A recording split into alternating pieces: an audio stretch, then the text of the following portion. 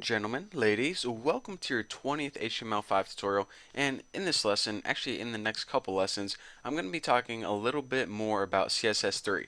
Now, I know we talked a little bit about it before, but there's actually a ton of crap we need to cover concerning CSS3. And actually, HTML5 and CSS3 are like married together, kind of like XHTML and CSS were. So this tutorial series could have even be called HTML5 and CSS3 because that's how connected they are. You can't really use one without the other, and if you do, it's not going to work out too well. So, enough of me talking. Let me go ahead and explain. I first ripped everything out of our body or excuse me, my website, because we only really need something simple for this demonstration. So, make sure you have a div, which is going to, just surround your entire website, and just like a paragraph or any text inside. If you have text, surround it with a span. But just go ahead and copy this, throw it in your website, and we'll be good.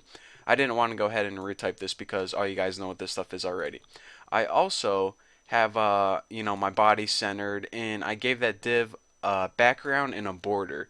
So I also changed the text, but none of this really matters. As long as you have this set up, you can make it look like anything you want. So basically, I am working with this website right like this. Nothing new. So anyways, let's get to the meat of the tutorial now that you know how my template is set up. So the very first thing I want to talk to you guys is about giving rounded corners to your div or to any box really.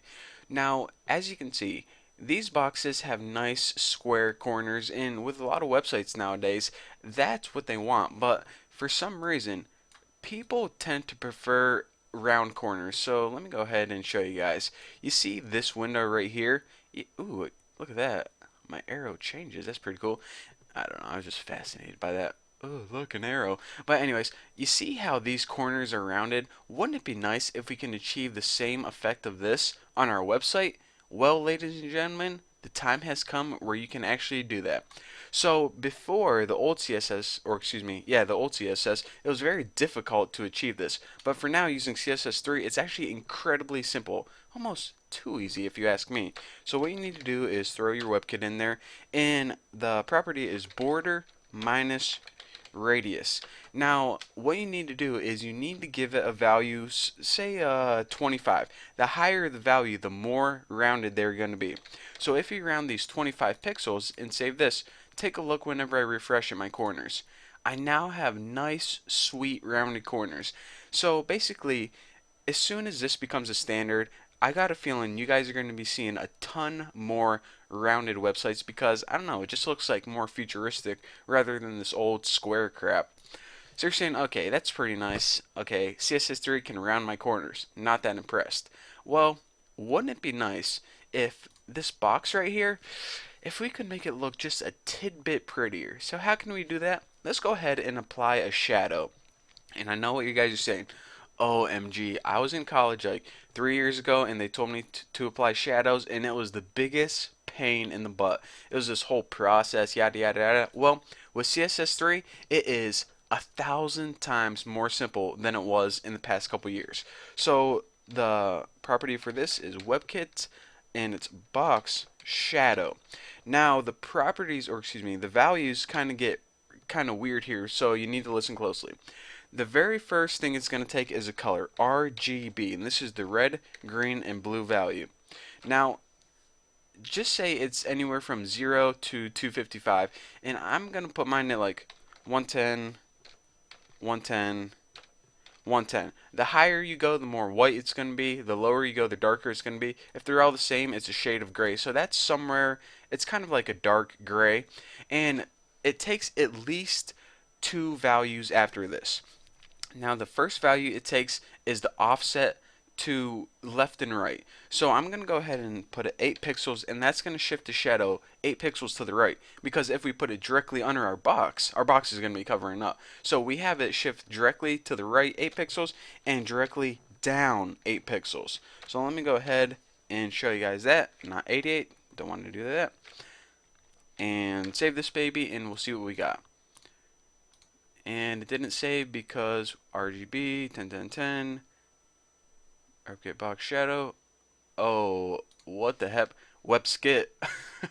What the heck is a web skit? That's embarrassing. Now if we save it, refresh this beast, and you see we got a nice dark gray shadow to the right and down 8 pixels.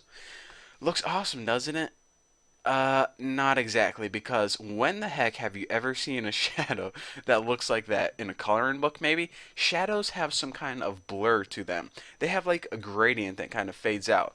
So in order to add this blur, we need one additional value. So this is the offset to the right, this is the offset to the left, and by the way, if you have a negative number like this, then it's going to shift it to the left instead of the right. It's just right and down is the standard. But anyways, if we have one more value, let's say 8 pixels, this third pixel value is the amount of blur. In other words, the amount of gradient that it's going to fade out. So now if we go ahead and save this and refresh, take a look at my gradient right here. And actually what I'm going to do is I'm going to blast all these up so it's really easy to see on YouTube. 10, 10, 10, save this biatch and refresh and check it out. We now have a nice gradient blur fading out of our shadow. So how awesome is that? It's now looking like a realistic shadow.